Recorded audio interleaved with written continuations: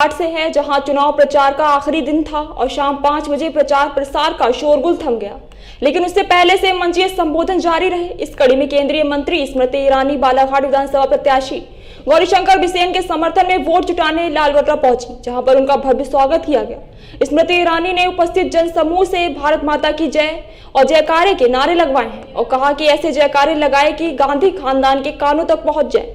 अपने संबोधन में स्मृति ईरानी ने अयोध्या में बन रहे भगवान श्री राम के मंदिर का उल्लेख करते हुए कांग्रेस नेत्री सोनिया गांधी के लिए कहा कि जब सुप्रीम कोर्ट में यह मामला चल रहा था तब कांग्रेस की ओर से कहा गया था कि भगवान श्री राम काल्पनिक हैं और अब उनकी बेटा बेटी मंदिर में घूम रहे हैं। उन्होंने कांग्रेसियों के उस बयान पर कटाक्ष करते हुए कहा कि ये लोग राम मंदिर निर्माण की तारीख पूछा करते थे। आप सभी जानते हैं कि 22 जनवरी को भगवान श्री राम के प्राण प्रतिष्ठा की तारीख तय हो चुकी है। अब आप 17 तारीख को कमल का बटन दबाएं और गौरीशंकर को जिताकर प्रदेश में भाजपा की सरकार बनाएं। साथ ही उन्होंने श्री बिसेन के कहा है कि आप जीत जाएं और 22 जनवरी को इस सभी को लेकर अयोध्या जरूर आए। केस कर दो, कहा कि नहीं कहा? मालूम है, सोनिया गांधी ने, गांधी खानदान ने मध्य प्रदेश की कांग्रेस की इकाई से कहा, मोदी ने कहा है मुफ्त का राशन 5 साल और मिलेगा, मोदी के खिलाफ केस दर्ज कर दो। अरे मैडम, आपसे कहना चाहती हूँ, मोदी शेर की औलाद है, गीदड़ नहीं है जो डर जाएगा।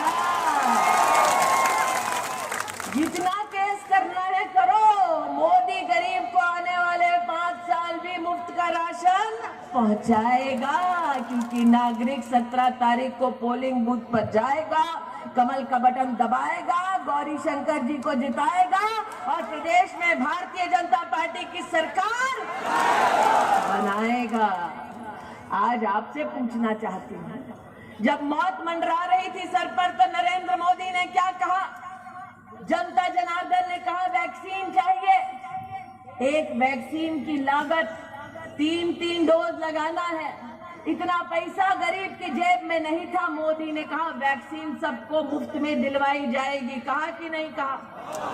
तब राहुल जी ने क्या कहा? राहुल जी ने कहा वैक्सीन विदेश से लाओ, हिंदुस्तान में वैक्सीन ना बनाओ। तब मोदी जी ने क्या कहा?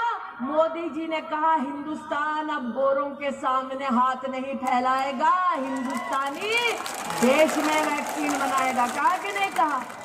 कहा ना। राहुल गांधी और गांधी खानदान ने कहा मोदी की द्वारा दी गई वैक्सीन न लगाओ भैया। क्यों कहा?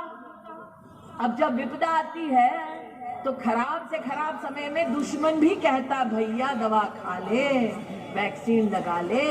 लेकिन गांधी खानदान चाहता था कि नागरिक वैक्सीन ना लगाए, मौत के घाट उतारा जाए, ताकि गांधी खानदान देश में अपनी राजनीति गरीब की मौत पर करते रहे। सही है? अरे इतना खराब व्यवहार तो दुश्मन ने ना किया जो गांधी खानदान ने कर दिया। इसलिए आज आपसे पूछने आई हूँ, मोदी जी के नेतृत्व में हिंदुस्तानियों ने हिंदुस्तान में वैक्सीन बनाई कि नहीं बनाई? 160 देशों में पहुंचाई कि नहीं पहुंचाई? आपने वैक्सीन लगाई? किस किस ने लगाई भैया? हाथ उठाओ बहने, सबने लगाई। मोदी की वैक्सीन सबके पास आई। तो आज आपसे कहती हूँ 17 तारीख को पोलिंग बूथ पर आओ, कमल का बटन दबाओ, गौरीशंकर को जिताओ, कांग्रेस को इंजेक्शन हार का लगाओ। आज आपके मध्य में कुछ और सवाल पूछने आई हूं। 10 साल सोनिया मैडम की सरकार देश में चली कि नहीं चली? रिमोट कंट्रोल से मैडम ने सरकार चलाई कि नहीं चलाई? जब रिमोट कंट्रोल से गांधी खानदान ने सरकार चलाई तो क्या किसी किसान के खाते में 6,000 रुपया देश के प्रधान सेवक के माध्यम से आई? बताओ भैया, किसी की आई?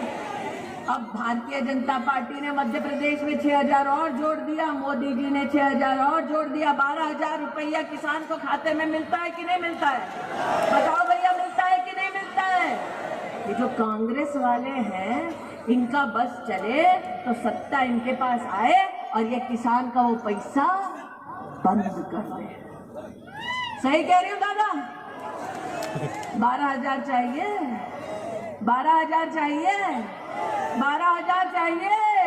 अरे किसान भाइयों, 12,000 चाहिए? तो फिर 17 तारीख को पोलिंग बूथ पर आइए, कमल का बटन दबाइए, गौरीशंकर को जिताइए और भाजपा की सरकार प्रदेश में बनाइए। दयाशंकर भैया तो धनादन केस कर दो, कहा कि नहीं कहा? मालूम है सोनिया गांधी ने, गांधी खानदान ने मध्य प्रदेश